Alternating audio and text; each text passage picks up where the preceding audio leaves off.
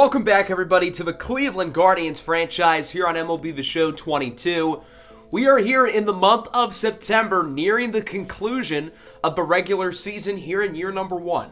Our Guardians are 67-67. We have been about as mediocre as it gets. We're not a good team, but we're not a bad team.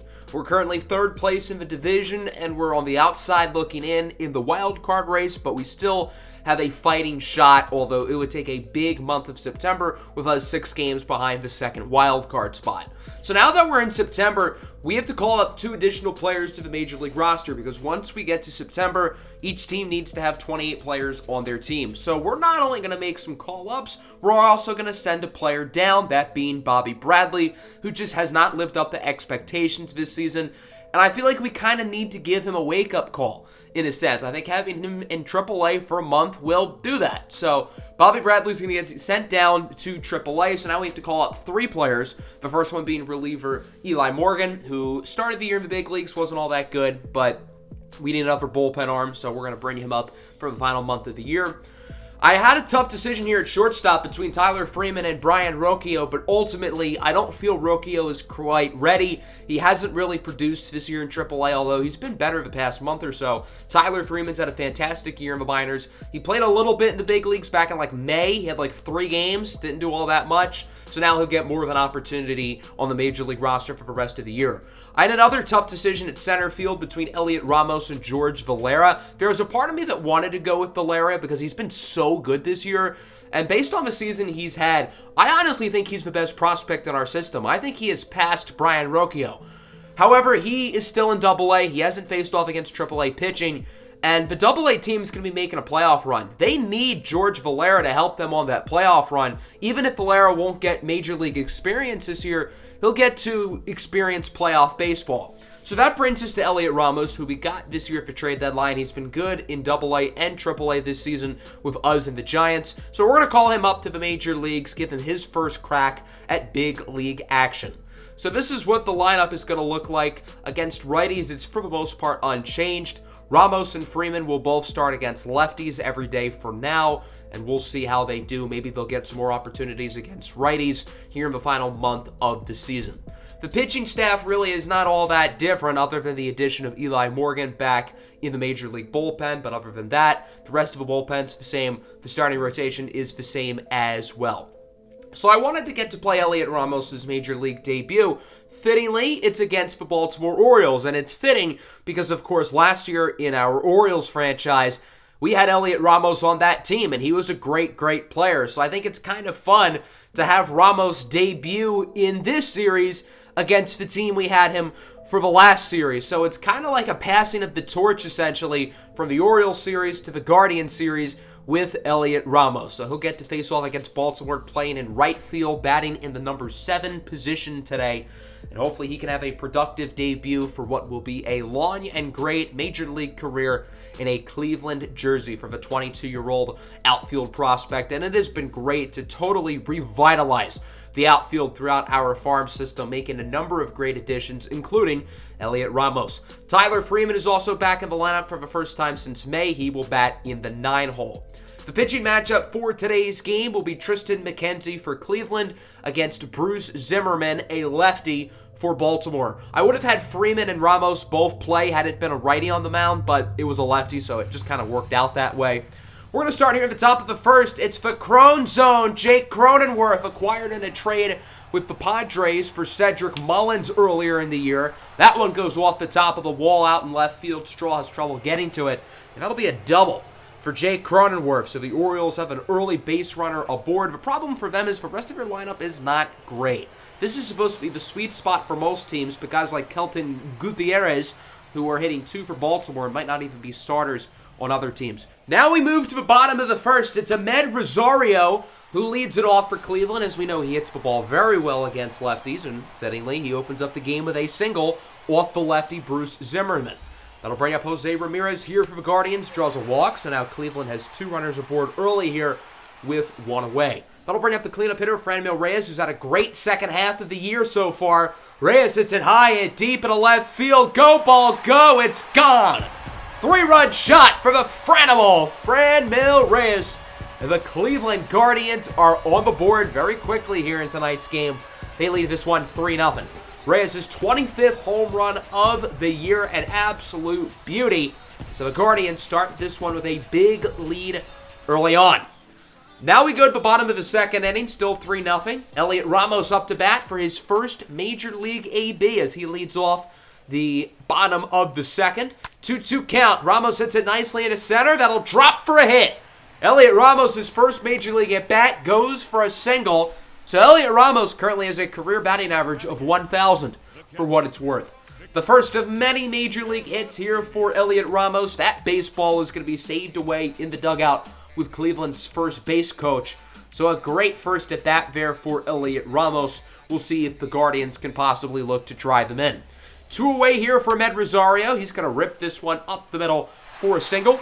So now Cleveland has 2 runners aboard here with 2 away, and a huge opportunity here for Ketel Marte, the big addition at the trade deadline.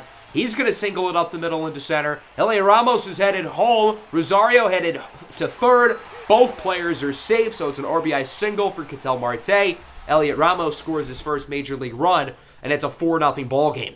We move to the third inning now. Austin Hayes up for the Orioles. He singles it into right field, so Baltimore opens up the inning with a hit. So far, for the most part, Tristan McKenzie has been pitching pretty well today. He hasn't necessarily lived up to expectations this year, but he's producing in this one as he strikes out Jake Cronenworth for the second out of the inning. Bottom 3 now, 1 away for Miles Straw. Gets that one over the glove of the shortstop for a base hit. So far, Cleveland has completely rocked Bruce Zimmerman tonight. I imagine the Orioles have some arms thrown in the bullpen. Big opportunity for Elliot Ramos here on a full count with 2 outs. Lines it to left, and it will be caught for the third out of the inning. So Elliot Ramos' first career out goes like that. Remains 4-0 in favor of the Guardians. Adley Rutschman strikes out here at the top of the fourth. 4 scoreless for Tristan McKenzie, who is pitching very, very well up to this point. He's only allowed 2 hits, no runs.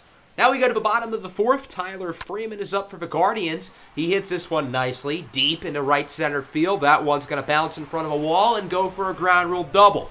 So Tyler Freeman's second career Major League hit ends up being an extra baser. Ketel Marte up with 2 away, grounds it to short. The shortstop bobbles it, but he does get the out at first. 2 straight scoreless innings there for Bruce Zimmerman as the Guardians remain on top 4-0. Austin Hayes up here in the 5th. Got a base hit earlier. Here's his second with 2 away. That'll be a double. It is worth noting, Tristan McKenzie's pitch count is really good. That was his 59th pitch through 5 innings. That's really, really good. As he faces off against the next batter, Kyle Stowers, he goes down on the splitter. Kind of ironic that Stowers is playing because in our Orioles franchise last year, he was in the trade that got the Orioles Elliot Ramos, which is kind of fitting. The Orioles are going to make a pitching change. Just one of their better prospects, DL Hall, is in. The strikeout to walk ratio tells you everything you need to know. He's not having a very good season. But it looks like he'll get out of the inning no problem as Josh Naylor will ground out to second, flips it over to short. 3 scoreless innings for the Guardians offense, who hasn't done a whole lot since that second inning. Tristan McKenzie still on cruise control. Nasty 12-6 curve. That'll get Cronenworth to strike out as that pitch was not in the strike Crone zone. Ramon Urias strikes out as well. 6 scoreless for Tristan McKenzie, continuing to show those flashes of all the upside we know he has. Bottom 6, Victor Caratini gets plunked on the rear end. I think he got plunked in a game in the last episode too. Why don't pitchers like him? That'll bring up Tyler Freeman now. Full count pitch. Freeman grounds it to first. Baltimore looks to turn 2, and they do. A 3-6-3 double play. That'll go down the Cleveland lineup. Another scoreless inning for McKenzie as he strikes out DJ Stewart to finish off the 7th. McKenzie's showing no signs of slowing down. He's not on 100 pitches yet. I don't think the Guardians have had anyone warm up in the bullpen yet, for Christ's sake. Bottom 7, Jose Ramirez. That one's caught! What a catch by Kyle Stowers out in center field. Holy smokes! Laid out and made an incredible catch to save a base hit. And it remains 4-0. Still no score change since the second inning of this ball game. We move to the bottom of the 8th, still 4-0. Isaac Mattson is in for Baltimore as he faces off against Miles Straw here with 1 away. 2-2 pitch. Straw with a moonshot into left field. He's going to show off the bat flip as that one is gone. Straw with his 5th home run of the season. He's not much of a power hitter, but man, that swing was a beauty. We move to the 9th inning now. Ramon Urias leads it off for Baltimore. Rosario tries to make the out at first. Not quite. It's an infield single. McKenzie's at 107 pitches. His pitch count is creeping up there, but Cleveland wants him to get the complete game. Mountcastle grounds it to Rosario. Baltimore turns 2. Great job by the Oriole infield. And now they're 1 out away from giving Tristan McKenzie the complete game shutout. That'll bring up Adley Rutschman. Singles it into right field, so another base hit there for Baltimore. And Tristan McKenzie's really starting to get tired. He's at almost 120 pitches, but Cleveland wants to let him finish it off. Max Schrock is now up. Hits it off the wall and right for a double. Good job by Ramos to get over to it quick enough to keep the shutout alive. And Cleveland's going to keep McKenzie in a little bit longer. We'll see if that ends up being a mistake. DJ Stewart draws a walk. The bases are now loaded. And at this point, Cleveland realizes that, yeah, we want to get him the complete game shutout, but he has really struggled here in the 9th inning. He is tired, so Terry Franklin is going to come in and sub him out. A loud standing ovation and a well-deserved one here from the Cleveland Guardian fan base here to Tristan McKenzie. Everybody out of their seat. What a performance here for Tristan McKenzie. 8 2/3 innings. Has not allowed an earned run yet. So Cleveland's going to have Emmanuel Clase come in for the save. I know it's a 5-run deficit, but this is actually a save situation because the 3 runners on base were allowed by Tristan McKenzie. I didn't realize that's how it worked, but I learned it after this game as Clase did end up getting the save. Finished off by an Austin Hayes ground out to third. 5-0, a good win here for Cleveland. An unbelievable performance by Tristan McKenzie with 8 2/3 scoreless innings. It's a shame he couldn't go the complete way. We tried to get him to do it, but he just couldn't quite make it. But he still pitched fantastic today. I know Baltimore's lineup isn't the greatest, but it was still phenomenal to see Tristan McKenzie continue to show that sign of upside that we know he has. Our offense wasn't great. We really did nothing other than the second inning, or after the second inning, I should say. But Tristan McKenzie was great, and that's really all that mattered. So we are going to do some simulating now. We're going to simulate our next 2 series. One at home against the Mariners, one on the road against Kansas City. Seattle's pretty good. Kansas City is not pretty good. So we're going to go through those 6 games, and in that span, we would go 0-6. Not ideal. So we're going to play this first game here against Minnesota. It is on September 9th, which is ironically my birthday, so I figured that was fitting. I also wanted to get a look at Ludwig Syverson, who's on the mound for them. He was one of the subscriber-made international free agents who was one of the better ones signed, and he's in our division, so I think it'd be a good opportunity to see what he is about. He's made 1 career start so far, so this will be his 2nd one as he faces off against a slumping Cleveland Guardians team who's lost their last 6 games. Looking to get back on the win column here to start this series against the Twins. Their season is a lost cause. They're 61-80, so they are not even as good as us. So here's Ludwig Syverson, 5 2/3 innings in his first start. He allowed 2 runs, pitched overall pretty well. His first inning would go successfully as he gets Jose Ramirez to go down looking. That was a pretty nice changeup on the low inside corner. Aaron Civale is starting for Cleveland. He has not been very good since the All-Star break, and his day will not start off very good.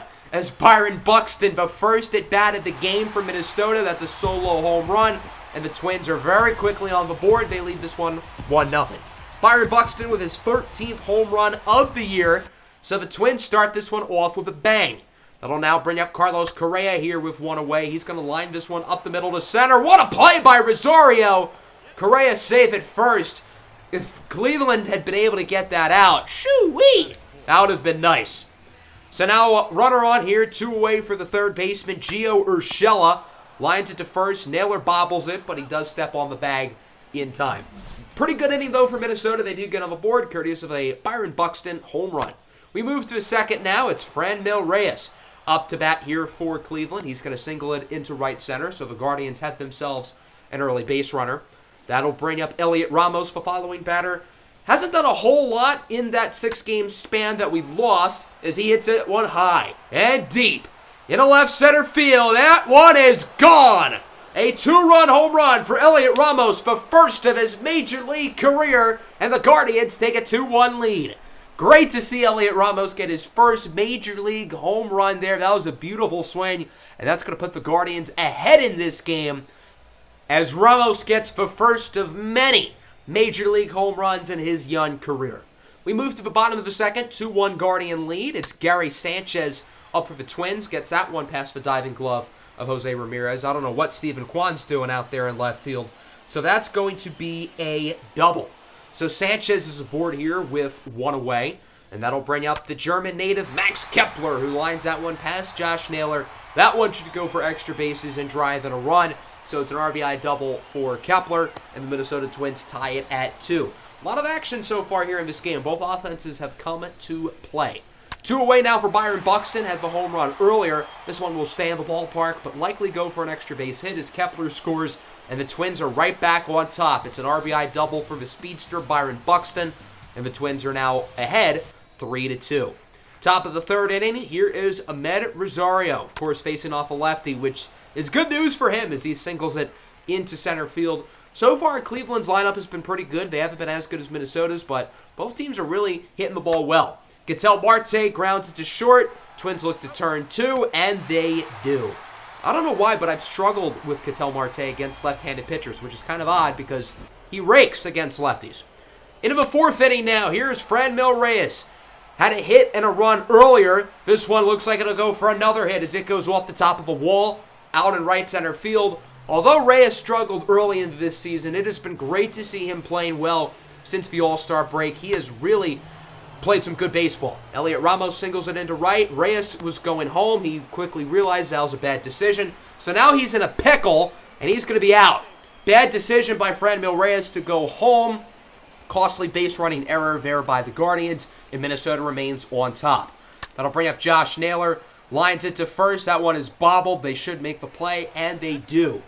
So Minnesota gets out of the inning successfully. It remains 4-2.